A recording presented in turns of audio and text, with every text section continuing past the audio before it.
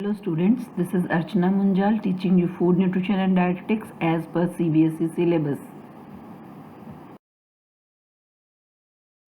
Today I am going to take up with you chapter 4 of unit 1, that is methods of cooking.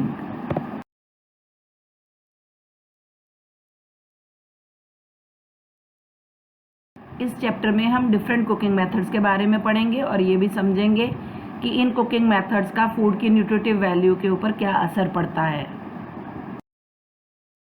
आइए समझते हैं सबसे पहले कि कुकिंग के बेनिफिट्स क्या हैं। कुकिंग का पहला लाभ है कि खाना जो है उसको वो खाने लायक बना देता है, एडिबल बना देता है। खाना जो हार्ड होता है वो कच्चा खाना मुश्किल होता है और पकने के बाद वो खाने लायक हो जाता है क्योंकि वो सॉफ्ट हो जाता है। दूसरा फ़ायदा, खाना पकाने से उसका स्वाद बेहतर हो जाता है, उसका टेस्ट बढ़ जाता है। तीसरा फ़ायदा, क्योंकि टेस्ट बढ़ जाता है साथ ही साथ वो अट्रैक्टिव भी हो जाता है और कलरफुल भी हो जाता है और इससे खाने के अंदर वैरायटी आती है। हमारे को अपने भोजन में वैरायटी मिलती है। बहुत तरीके से लोग कुक करते हैं, कोई किसी तरीके से किसी चीज़ को कुक करता है, कोई किसी तरीके से कुक करता है। तो अलग अलग तरीके से कुक करने से हमारे भोजन के अंदर बहुत सारी वैरायटी आ जाती है। एक और जो फ़ायदा है कुकिंग का वो है कि फूड में से बहुत सारे माइक्रो ऑर्गेनिजम्स किल हो जाते हैं जब हम फूड को कुक करते हैं, जिससे फूड खाने के लिए सेफ़ हो जाता है, उसको कंज्यूम करना सेफ़ हो जाता है। कुछ फूड्स ऐसे होते हैं जिनके अंदर एंटी न्यूट्रिशनल फैक्टर्स होते हैं, यानी ऐसे तत्व होते हैं जो कि न्यूट्रिएंट्स को आप तक पहुंचने नहीं देते हैं। तो कुकिंग से उन न्यूट्रिएंट्स को भी डिस्ट्रॉय किया, उन फैक्टर्स को भी डिस्ट्रॉय किया जाता है, जिससे न्यूट्रिएंट्स की अवेलेबिलिटी बॉडी को ज़्यादा हो जाती है। यानी आप जब खाना खाते हैं तो आपकी बॉडी को ज़्यादा न्यूट्रिएंट्स मिल जाते हैं, बॉडी ज़्यादा न्यूट्रिएंट्स एब्जॉर्ब कर पाती है और आपका फूड जो है वो न्यूट्रिशियस हो जाता है। फूड को कुक करने के कुछ प्रिंसिपल्स होते हैं, कुछ सिद्धांत होते हैं या कुछ बातें ध्यान में रखनी होती हैं ताकि हमारे को कुकिंग का फ़ायदा पूरा मिल सके। पहला जो सिद्धांत है फूड को कुक करने का वो है कि जब हम फूड को कुक करें तो इस बात का ध्यान रखा जाना चाहिए कि फूड का जो ओरिजिनल फ्लेवर है वो बना रहे। दूसरी चीज़, कई बार हमें ग्रेवी या ब्रॉथ अगर हम बना रहे हैं तो उसमें से हमें फूड का फ्लेवर बाहर निकालना होता है, तो उसका भी हमें ध्यान रखना होता है ताकि ज़्यादा से ज़्यादा फ्लेवर हम उस ग्रेवी में या ब्रॉथ में ला सकें। तीसरा सिद्धांत है कि जब हम फूड को कुक कर रहे हैं तो उसकी न्यूट्रिटिव वैल्यू को हम प्रिजर्व कर सकें, ज़्यादा बनाए रखें, और उसके लिए हमें करेक्ट मेथड ऑफ कुकिंग का सिलेक्शन करना पड़ेगा, क्योंकि डिफरेंट कुकिंग मेथड न्यूट्रिशन पे डिफरेंट तरीके का प्रभाव डालते हैं, असर डालते हैं। तो हमें करेक्ट मेथड यूज़ करना चाहिए ताकि हम अपने फूड में मैक्सिमम न्यूट्रिटिव वैल्यू बनाए रखें। कुकिंग मेथड्स बहुत तरह के होते हैं और इन्हें 3 कैटेगरीज में डिवाइड किया जाता है: moist cooking method, dry cooking method and combination cooking method. Moist method में जो नाम आते हैं कुकिंग मेथड्स के वो हैं boiling, simmering, poaching, stewing, blanching, steaming, pressure cooking. और ड्राई हीटिंग से जो फूड कुक किया जाता है उन मेथड्स को नाम दिए जाते हैं रोस्टिंग, ग्रिलिंग या broiling, toasting, baking, stir frying. और कॉम्बिनेशन मेथड्स में इम्पॉर्टेंट जो है वो है braising. Moist methods of cooking वो होते हैं जिनमें हम किसी ना किसी तरीके से पानी की हीट को इस्तेमाल करते हैं, पानी को गर्म करते हैं और फिर वो हीट जो है वो खाने को कुक करने में हेल्पफुल होती है। इसमें पानी का यूज़ ज़रूर किया जाता है और इन मेथड्स में आते हैं boiling, steaming, poaching, blanching, pressure cooking इत्यादि।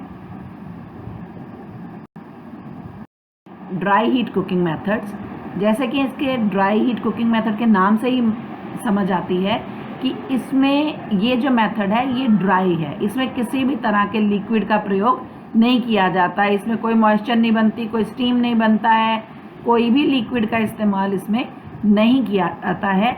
और ड्राई हीटिंग में जो मेथड्स यूज़ होते हैं वो हैं grilling, pan frying, broiling, baking, roasting, और इसमें डीप फैट फ्राइंग भी आता है, क्योंकि उसमें जो फैट है हालांकि वो लिक्विड है पर वो वाटर की फॉर्म में नहीं है, इसलिए डीप फैट फ्राइंग भी इसमें इंक्लूड किया जाता है।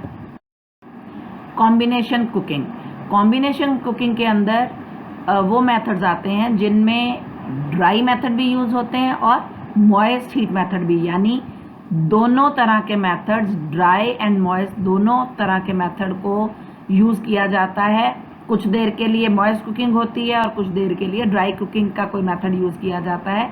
तो इस तरह जब दो मेथड्स को कंबाइन करके यूज़ किया जाता है तो उन्हें कहा जाता है कॉम्बिनेशन कुकिंग मेथड्स। इसमें ब्रेजिंग, स्ट्यूइंग, पॉट रोस्टिंग आते हैं, और आम तौर पे ये जो मेथड है कॉम्बिनेशन मेथड, ये मीट को कुक करने के लिए यूज़ किया जाता है। ऐसा मीट जो कि बहुत हार्ड हो लेकिन अदरवाइज उसका टेस्ट अच्छा हो, तो इस तरह के मीट को कुक करने के लिए, सॉफ्ट करने के लिए कॉम्बिनेशन मेथड यूज़ किए जाते हैं।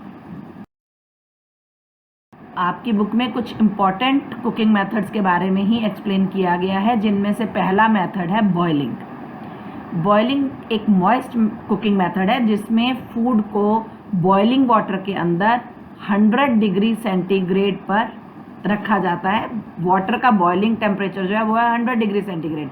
तो वाटर को बॉईल कर लिया जाता है एट 100 डिग्री सेंटीग्रेड और उसमें रख के फूड को कुक किया जाता है, और तब तक यही टेम्परेचर मेंटेन किया जाता है जब तक कि आपका फूड पूरी तरह से कुक नहीं हो जाता है।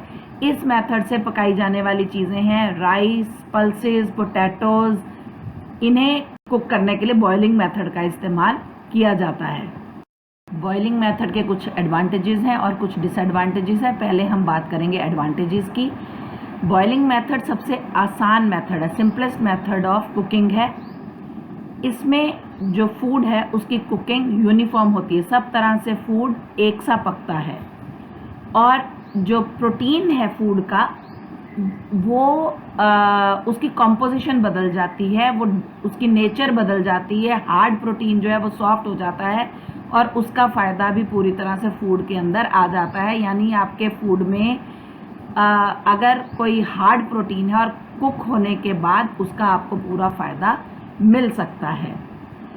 स्टार्च जेलेटिनाइज हो जाती है। स्टार्च जो है वो आपको नेचुरल चीज़ों में मिलती है, वेजिटेबल्स में मिलती है, जैसे पोटैटो में मिलती है या राइस में मिलती है। तो ये स्टार्च जो होती है पहले हार्ड होती है, लेकिन जब कुक हो जाती है तो ये जेलेटिनाइज होकर सॉफ्ट हो जाती है। और कोलेजन जो है ये नॉन वेजिटेरियन चीज़ों में मिलता है, एनिमल किंगडम में मिलता है, और ये भी जब पानी के कांटेक्ट में आता है, कुक होता है पानी के अंदर, तो सॉफ्ट हो जाता है, और इससे आपको स्टार्च का भी फ़ायदा मिल जाता है और कोलेजन का भी फ़ायदा मिल जाता है। स्टार्च भी इजीली डाइजेस्ट हो जाती है कुकिंग के बाद, और कोलेजन भी इजीली डाइजेस्ट हो जाता है। जो बॉइलिंग से फूड जो है उसका डाइजेशन आसान हो जाती है। कोई भी फूड जब बॉईल किया जाता है, कुक किया जाता है बॉइलिंग से, तो उसकी डाइजेशन आसान हो जाती है। अब हम बात करेंगे बॉइलिंग के डिसएडवांटेजेस की। बॉइलिंग एक ऐसा मेथड है जिसमें खुला पानी लिया जाता है, काफ़ी मात्रा में पानी लिया जाता है और उसमें फूड को डुबो दिया जाता है, उसमें रख दिया जाता है और खुला ही उसे पकाया जाता है, या उसके ऊपर एक लिड दे दिया जाता है। आमतौर पे आपने देखा है कि पतीले के अंदर चीज़ को पानी, उबलते पानी के अंदर कुक किया जा रहा होता है। आलू को आपने कई बार होटलों में, ढाबों में बॉयल होते इस मेथड से देखा होगा। तो ये मेथड जो है ये एक टाइम कंज्यूमिंग मेथड है, ये बहुत स्लो प्रोसेस है। इसमें फूड को पूरी तरह से कुक करने में बहुत टाइम लगता है। दूसरा डिसएडवांटेज है, क्योंकि इसमें एक्सेस वाटर यूज़ किया जाता है, खुला पानी यूज़ किया जाता है, तो कुछ वाटर सॉल्युबल न्यूट्रिएंट्स इसमें जो होते हैं फूड के अंदर, वो पानी में डिज़ोल्व हो जाते हैं, और जब उस पानी को हम डिस्कार्ड कर देते हैं तो उसमें हमारे वो न्यूट्रिएंट्स भी वेस्ट हो जाते हैं। तीसरा डिसएडवांटेज, इस मेथड से विटामिन्स का लॉस हो जाता है। चौथा डिसएडवांटेज कि जब हम फूड को बॉयल करते हैं तो फूड का कलर चेंज हो जाता है, वो उसकी डीकलरेशन हो जाती है, उसका कलर जो है वो कम हो जाता है, ख़त्म हो जाता है। तो ये थे एडवांटेजेस और disadvantages of boiling method. Second moist method of cooking is pressure cooking. Pressure cooking में फूड को प्रेशर में कुक किया जाता है। इसमें भी पानी का इस्तेमाल किया जाता है, फूड को पानी में डाला जाता है, उसका टेम्परेचर जैसे जैसे प्रेशर बढ़ता है वैसे ही टेम्परेचर भी पानी का बढ़ता जाता है, और ये बॉइलिंग से कंपैरेटिवली फास्टर मेथड है कुकिंग का। इसमें प्रेशर कुकर का इस्तेमाल किया जाता है। आप सबने प्रेशर कुकर देखा है, आपने देखा है कि इसमें एक पैन है जिसके अंदर पानी लेके फूड को डाला जाता है और उसके ऊपर एक लिड दे दिया जाता है जिसके ऊपर वेट रख दिया जाता है, जिसको आप आम भाषा में विसल भी कहते हैं।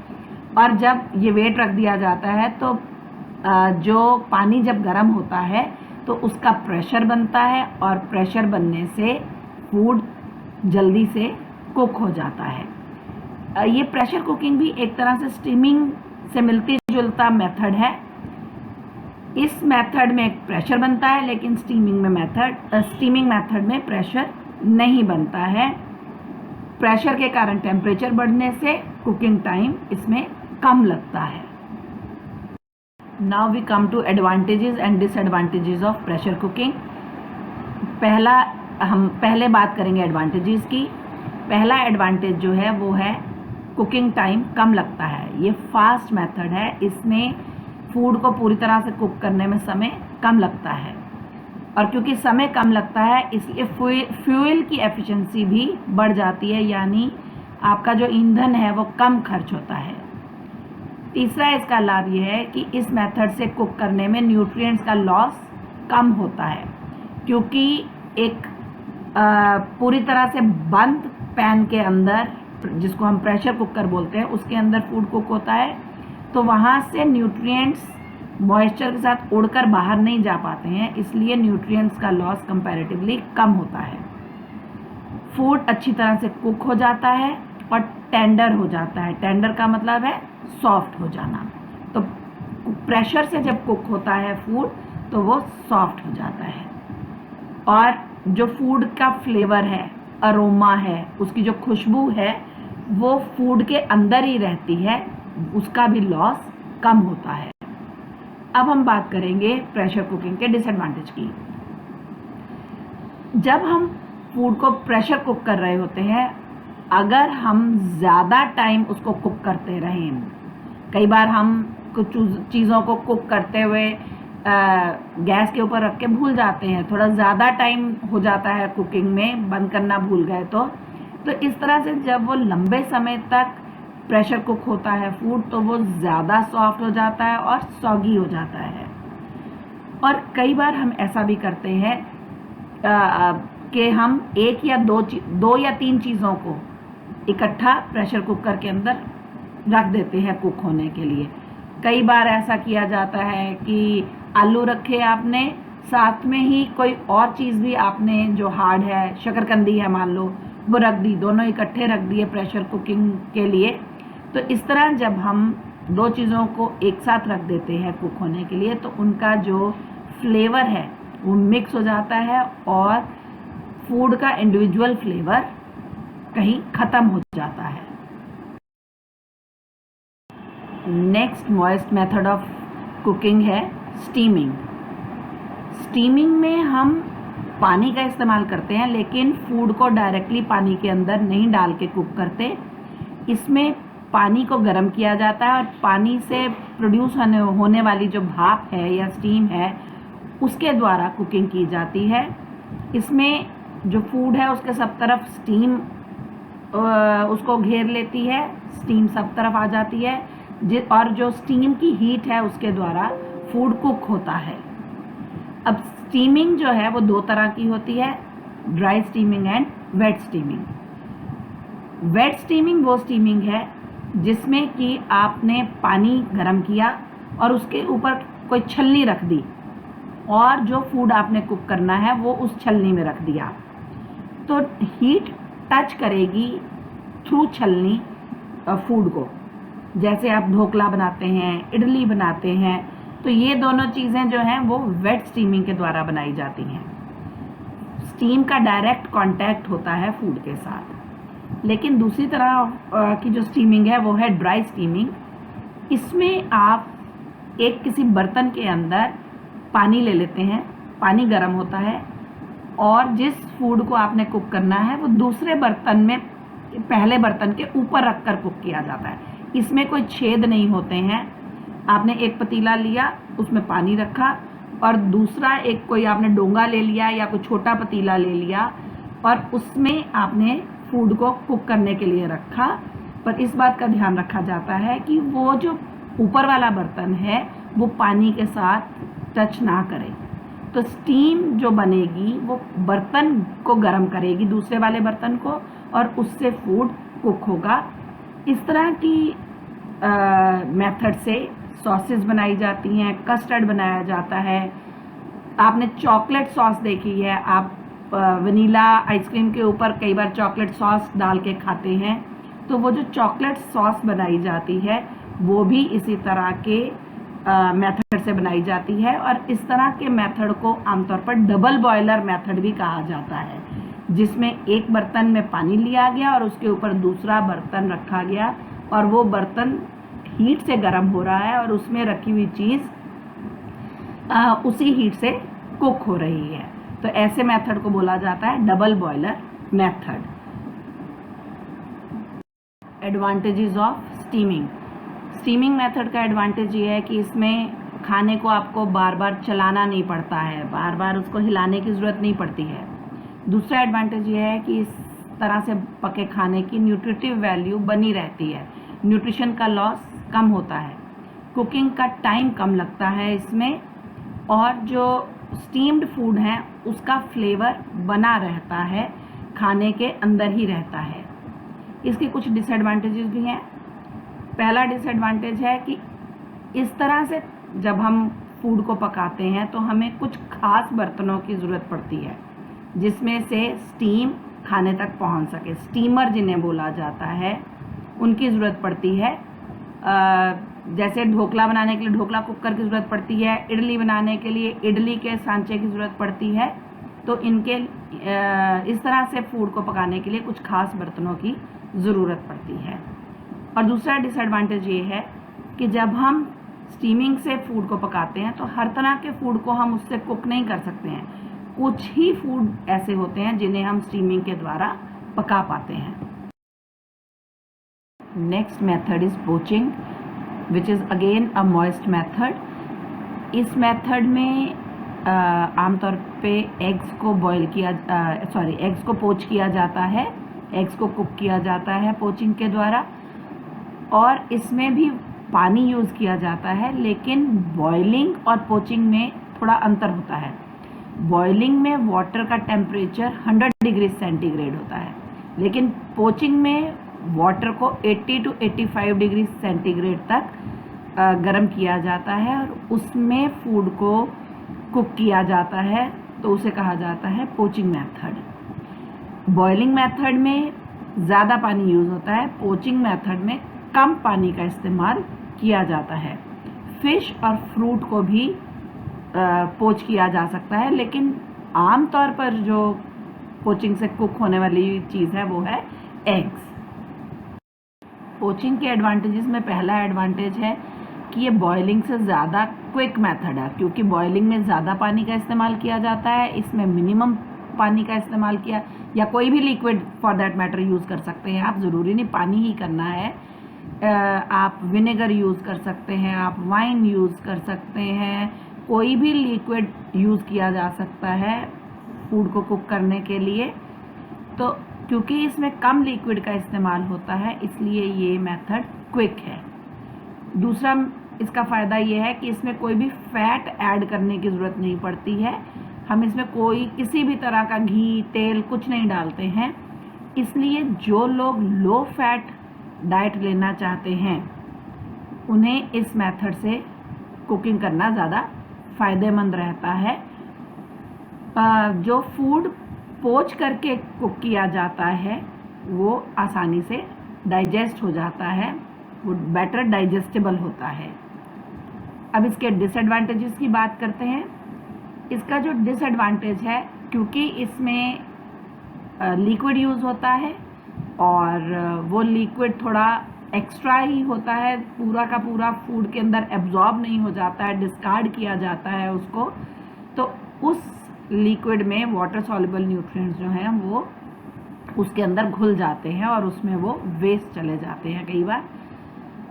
दूसरा इसका जो डिसएडवांटेज है वो है कि इस तरह से बनने वाला फूड ब्लैंड होता है टेस्ट में, उसमें कोई खास फ्लेवर नहीं होता है, उसका कोई खास स्वाद नहीं होता है, खाने में बहुत ज़्यादा वो टेस्टी नहीं होता है जो फूड पोचिंग से कुक किया जाता है। ब्लांचिंग भी एक मॉइस्ट मेथड ऑफ कुकिंग है। इसमें जो फूड है वो आमतौर पे वेजिटेबल या फ्रूट होता है जिसे ब्लांच किया जाता है, उसे उबलते पानी में या तेल में, गरम तेल में थोड़ी देर के लिए डिप कर दिया जाता है। और आमतौर पे जो मीडियम ऑफ कुकिंग यूज़ किया जाता है वो पानी ही किया जाता है। बॉइलिंग वाटर में फ्रूट या वेजिटेबल को डिप करके रख दिया जाता है, लगभग 5 सेकंड से लेकर 2 मिनट तक, डिपेंड करता है वो फ्रूट या वेजिटेबल कितनी हार्ड है, उसको जितनी हार्ड होगी उतना ज़्यादा टाइम लगेगा। तो 2 मिनट के बाद जब वो पक जाता है तो उस फ्रूट या वेजिटेबल को बॉइलिंग वाटर में से निकाल के ठंडे पानी में डाल दिया जाता है ताकि उसकी कुकिंग बिल्कुल आगे रुक जाए और वो कुक ना होता रहे गर्मी से। तो उसे ठंडे पानी में आइस वाटर या ताज़े नलके के चलते पानी में डाल दिया जाता है। और आम तौर पे इससे टमाटर पकाए जाते हैं। टमाटो की स्किन उतारने के लिए आमतौर पर उसे ब्लांच किया जाता है, या ग्रीन वेजिटेबल्स को भी ब्लांच किया जाता है। एडवांटेजेस ऑफ ब्लांचिंग, जब फूड को ब्लांच किया जाता है तो वो हेल्दी रहता है क्योंकि बहुत शॉर्ट टाइम के लिए उसको कुक किया जाता है जिससे मिनिमम लॉस होता है न्यूट्रिएंट्स का। दूसरा एडवांटेज है कि इससे जो फूड को कुक किया जाता है उसका कलर बढ़ जाता है, एनहांस हो जाता है। जैसे हम ग्रीन वेजिटेबल्स को अगर कुक करते हैं, जैसे आप साग बनाते हैं तो आपने देखा होगा कि उतना ग्रीन नहीं रहता, उसका कलर थोड़ा ब्राउनिश होने लग जाता है।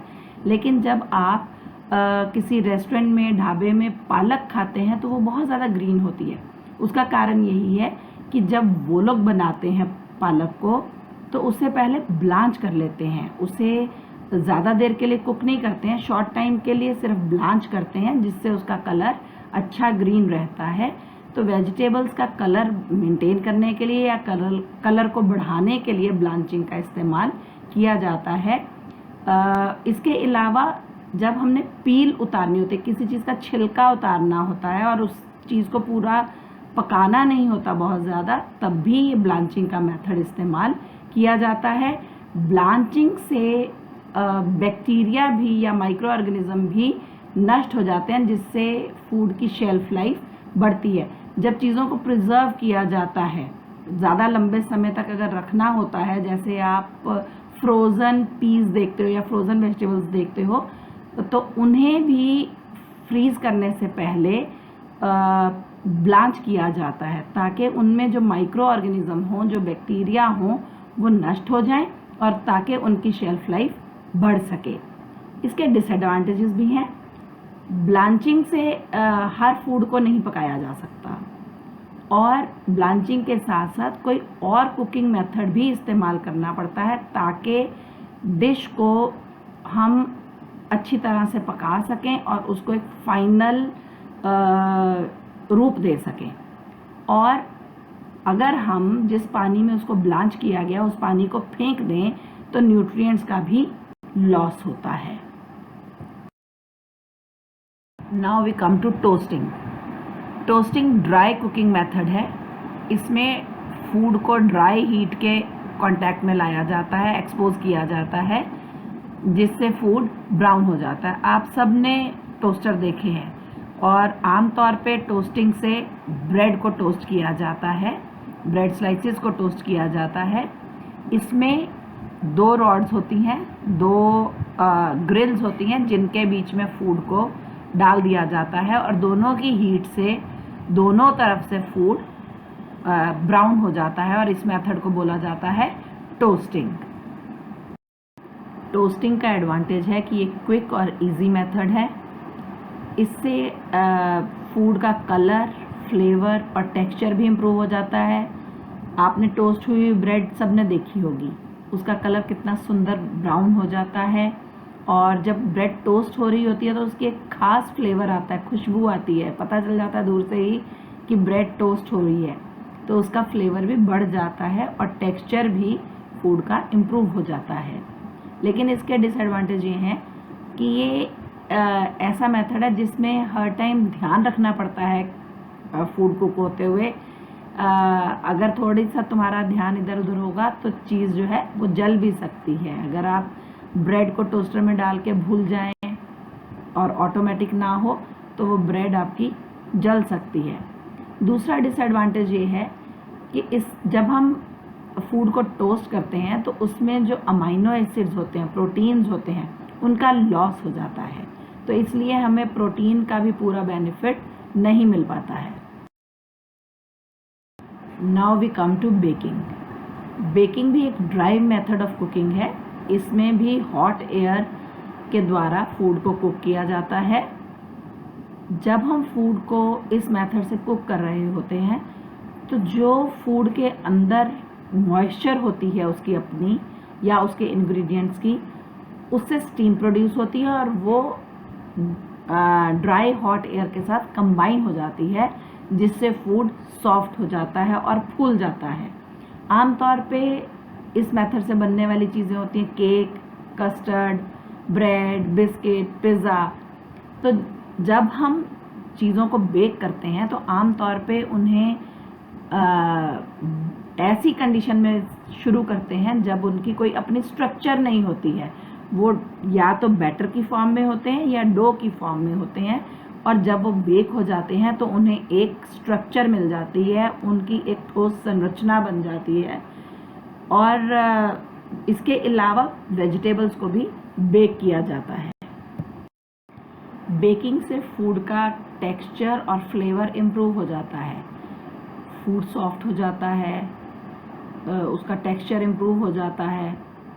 इसके अलावा जब हम फूड को बेक करते हैं तो वो इवनली, यूनिफॉर्मली सब तरफ से एक सा कुक होता है। और बेकिंग से हमारे फूड में डिफरेंट वैरायटीज़ ऑफ डिशेस हमें अवेलेबल हो जाती हैं। किंतु बेकिंग में एक हमें जो डिफ़िकल्टी आती है, जो डिसएडवांटेज है, वो है कि इसमें एक अवन की ज़रूरत होती है, एक ख़ास प्रकार के इक्विपमेंट की ज़रूरत होती है जिसे अवन कहा जाता है या ओवन कहा जाता है, उसकी रिक्वायरमेंट होती है। और जब फूड ओवर कुक हो जाता है तो फूड बर्न भी कर सकता है और उसका स्वाद उससे ख़राब भी हो सकता है। अब हम कुछ ऐसे कुकिंग मेथड्स के बारे में जानेंगे जिनकी डिटेल आपकी बुक में नहीं दी गई है, लेकिन जो स्लाइड नंबर 6 में टेबल दिया गया है मेथड्स ऑफ कुकिंग का, उनमें इनके नाम दिए गए हैं। तो उनमें पहला मेथड जो है वो है सिमरिंग। सिमरिंग भी एक मॉइस्ट कुकिंग मेथड है।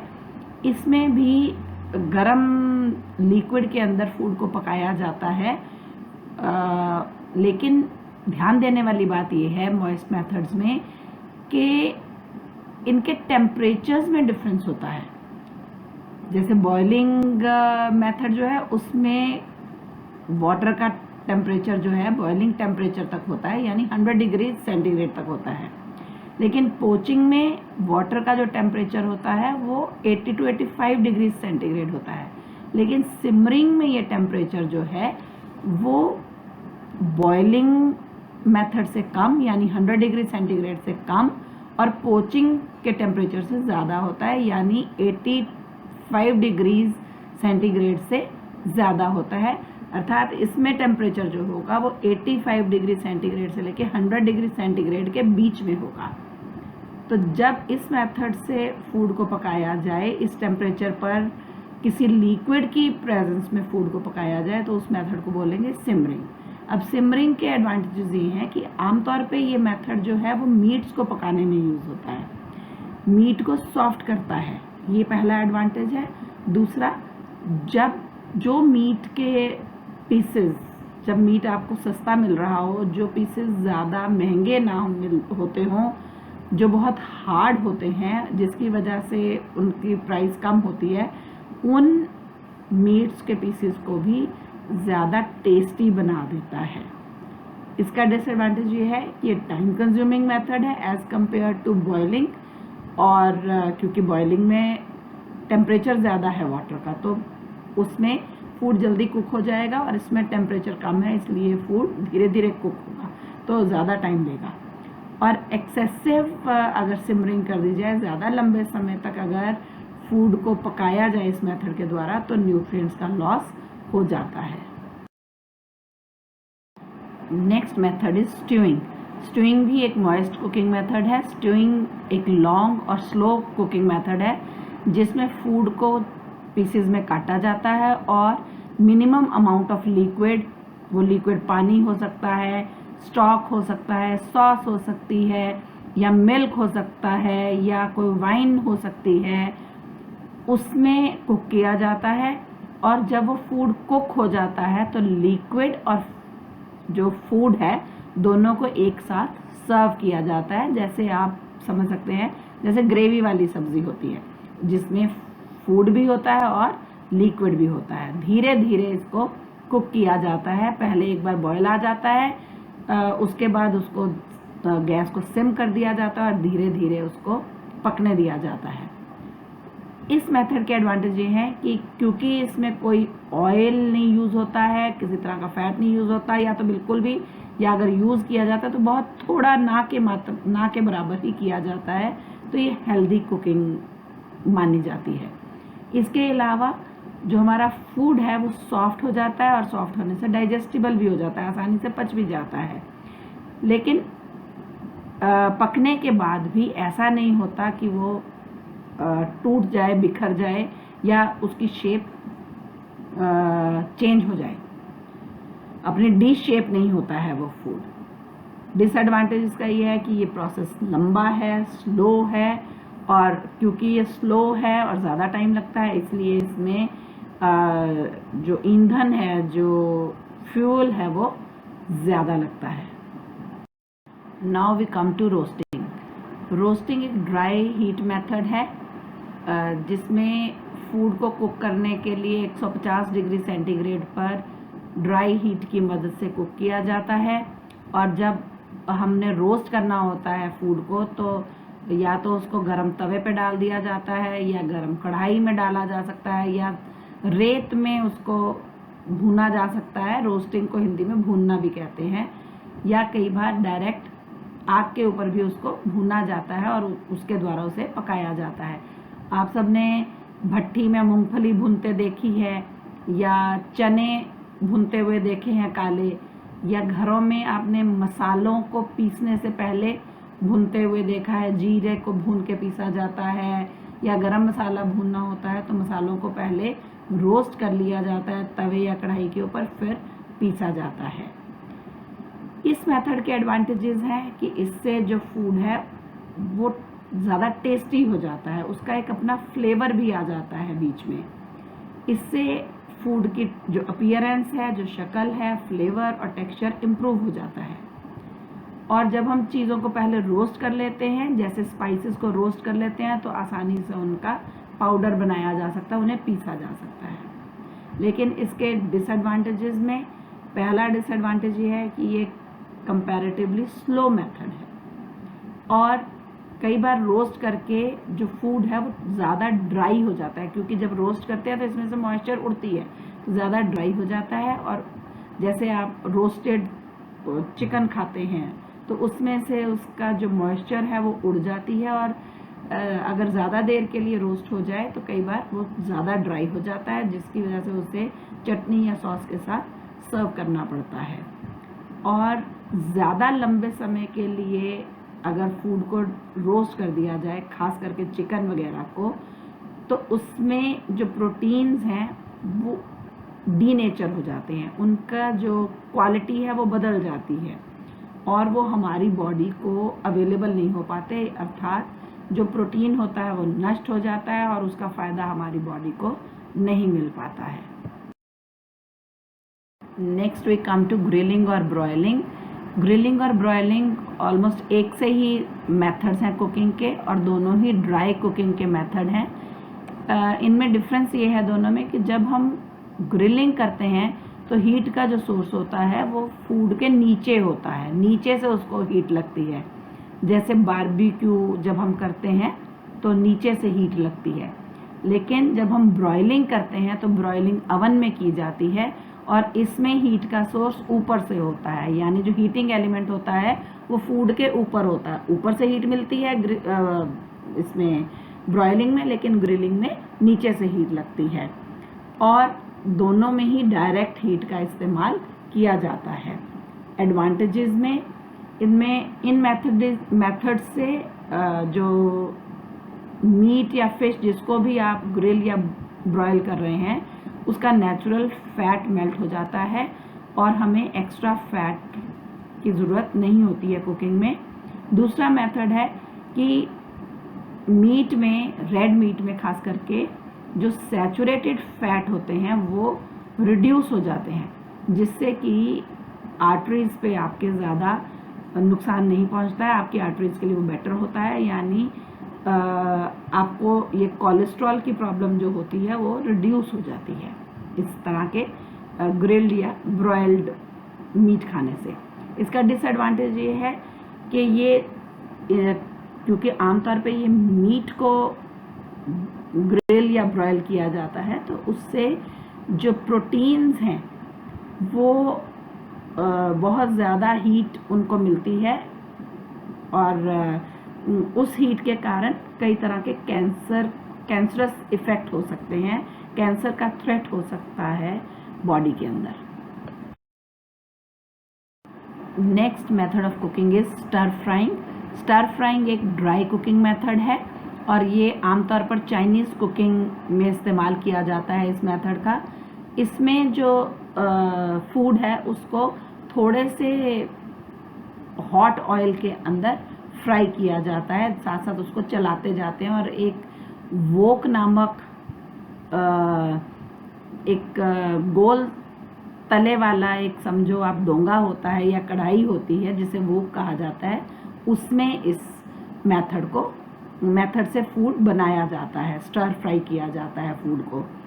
ये मेथड क्विक है, इजी है, हेल्दी है क्योंकि इसमें न्यूट्रिएंट्स बने रहते हैं, न्यूट्रिएंट्स का ज़्यादा लॉस नहीं होता है और इसमें बहुत थोड़े से अमाउंट ऑफ फैट की ज़रूरत होती है जिससे ये हेल्दी भी रहता है।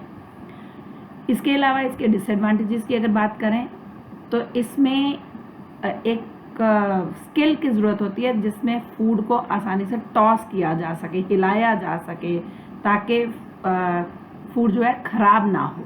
आपने देखा है जब आप चाइनीज़ फूड खाते हैं, कहीं बनता हुआ आपने जब देखा हो चाइनीज़ फूड, तो जो इंडिविजुअल बना रहा होता है, जो कुक होता है, वो इस वोक को ऊपर हिलाकर फूड को हिलाता है, उसे कहते हैं टॉसिंग। तो टॉस करना हर किसी को नहीं आता है, ये स्किल का काम है, इसमें स्पेशलाइज्ड लोगों की ज़रूरत होती है और इसमें एक ख़ास तरह के बर्तन की भी ज़रूरत है जिसे वोक कहा जाता है। और अगर ये अच्छी तरह से ना किया जाए तो इसमें फूड बर्न भी हो सकता है। Now we come to frying. Frying एक ऐसा कुकिंग मेथड है जिसमें ऑयल की या किसी फैट की आवश्यकता होती है फूड को कुक करने की। हालांकि जो फैट है वो फ्राइंग का टेम्परेचर जब आ जाता है, जब उसको गर्म कर दिया जाता है फैट को, तो वो लिक्विड हो जाता है गर्म होने के बाद। पर फिर भी इसे ड्राई हीट कुकिंग मेथड में इंक्लूड किया जाता है, यानी ये भी ड्राई मेथड ऑफ कुकिंग है, क्योंकि इसमें पानी इन्वॉल्व नहीं है, पानी का इस्तेमाल नहीं किया जाता है, इसलिए फ्राइंग को भी ड्राई कुकिंग मेथड ही माना जाता है। इस मेथड का एडवांटेज ये है कि इसमें ऑयल का टेम्परेचर बहुत हाई हो जाता है और उसकी वजह से जो कुकिंग की स्पीड है वो बहुत फास्ट होती है, बहुत जल्दी चीज़ें कुक हो जाती हैं। इन फ्राइंग से फूड का टेस्ट भी इम्प्रूव हो जाता है और फूड ज़्यादा टेंडर भी हो जाता है, ज़्यादा सॉफ्ट हो जाता है, अच्छी तरह से कुक हो जाता है। डिसएडवांटेज ये है कि ये डेंजरस है, क्योंकि इसमें फैट इस्तेमाल होता है और फैट को जब बार बार गर्म किया जाए या लंबे समय के लिए गर्म किया जाए तो फैट सैचुरेट हो जाता है। आपने देखा होगा कि जब वही तेल को बार बार गर्म किया जाए तो तेल गाढ़ा हो जाता है, तो उसको कहते हैं सैचुरेशन आना फैट की। फैट गाढ़ा हो जाना जो है वो सैचुरेटेड फैट कहलाता है, जब फैट गाढ़ा हो जाता है या ऑयल गाढ़ा हो जाता है। तो फ्राइंग से फैट में सैचुरेशन आ जाती है, जिससे आपके अंदर कोलेस्ट्रॉल लेवल बढ़ जाता है, इसलिए ये सेहत के लिए नुकसानदायक होता है। और दूसरा डिसएडवांटेज ये है कि इसमें स्पेशल इक्विपमेंट की ज़रूरत होती है, कढ़ाई की ज़रूरत है, छलनी की ज़रूरत है जिससे आप चीज़ को फ्राई करेंगे, और एक कंट्रोल्ड एनवायरनमेंट की ज़रूरत है। बहुत ध्यान से इससे काम करना पड़ता है, क्योंकि अगर थोड़ी सी भी सावधानी इधर उधर हुई तो गरम फैट जो है वो अगर किसी के ऊपर गिर जाता है तो उसका बहुत ज़्यादा नुकसान होता है, बिल्कुल स्किन बर्न हो जाती है। तो इसलिए बहुत ज़्यादा कंट्रोल्ड एनवायरनमेंट में इस मेथड को इस्तेमाल किया जाता है।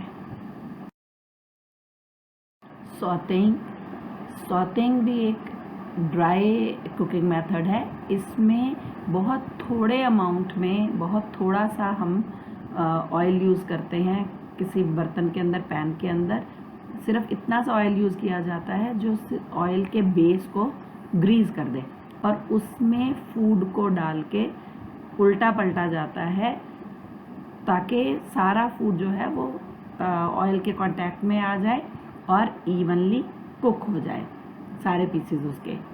और आम तौर पे जो इस मेथड से फूड कुक किए जाते हैं वो होती हैं वेजिटेबल्स। आपने सौते वेजिटेबल्स सुनी हुई होंगी। तो सौते वेजिटेबल का यही मतलब है कि आप वेजिटेबल्स को बहुत थोड़े से ऑयल में कुक करते हैं, और इसके एडवांटेजेस ये हैं कि एक सिंपल टेक्निक है, इसमें टाइम कम लगता है और ऑयल भी या फैट भी कम यूज़ होता है। लेकिन इसका डिसएडवांटेज ये है कि आपको इसका बहुत ध्यान करना पड़ता है। अगर आप इधर उधर आप इसको पकता हुआ छोड़कर इधर उधर जा नहीं सकते हैं, क्योंकि बहुत ही थोड़ा अमाउंट ऑफ ऑयल हमने यूज़ किया है, तो ये आसानी से जल भी सकता है। Now we come to the last method of cooking, that is braising. Braising एक कॉम्बिनेशन कुकिंग मेथड है जिसमें ड्राई हीट भी इस्तेमाल होती है और वेट मेथड भी इस्तेमाल होते हैं कुकिंग के। इसमें फूड को पहले सौते कर लिया जाता है हाई टेम्परेचर पे, यानी ड्राई मेथड यूज़ कर लिया जाता है कुकिंग का, और उसके बाद उसको थोड़ा पानी डाल के हल्की आंच के ऊपर ढककर रख दिया जाता है। तो ये वेट या मॉइस्ट मेथड ऑफ कुकिंग भी साथ में इस्तेमाल हो गया, यानी दोनों का कॉम्बिनेशन हो गया, ड्राई हीट मेथड और मॉइस्ट हीट मेथड का। इसमें हमने सूखा भी भूना है फूड को, और उसके बाद उसमें लिक्विड या पानी डालकर भी थोड़ी देर के लिए पकने दिया है, उसको ढककर रखा रहने दिया है लो टेम्परेचर पर। अब इसके एडवांटेजेस क्या हैं? ये ज़्यादा इकोनॉमिकल है। क्योंकि इसमें जो मीट है जो आपको मार्केट में बहुत सस्ता मिलेगा, जो अदरवाइज आसानी से डाइजेस्ट नहीं हो सकता है, हार्ड है, उस मीट को भी आप इसमें कुक कर सकते हैं और उससे एक उसका डिफरेंट टेस्ट आ जाएगा और आसानी से उसको डाइजेस्टिबल भी बना देगा ये, और उसमें एक फ्लेवर अपना आ जाएगा, क्योंकि धीरे धीरे ये इस मेथड में कुक होगा। डिसएडवांटेज इसका ये है कि एक स्लो प्रोसेस है और इसमें कई घंटे पहले से तैयारी करनी पड़ती है, काफ़ी टाइम लगता है इसमें फूड को अच्छी तरह से पकाने में। That's all for this chapter, and we finish with the unit 1. I'm sure you must have understood various cooking methods, their effect on nutrients, and their classification into moist, dry, and combination methods. In my next class, I'll be starting with Unit 2, Diet in Health and Disease. Till then, take care and stay safe.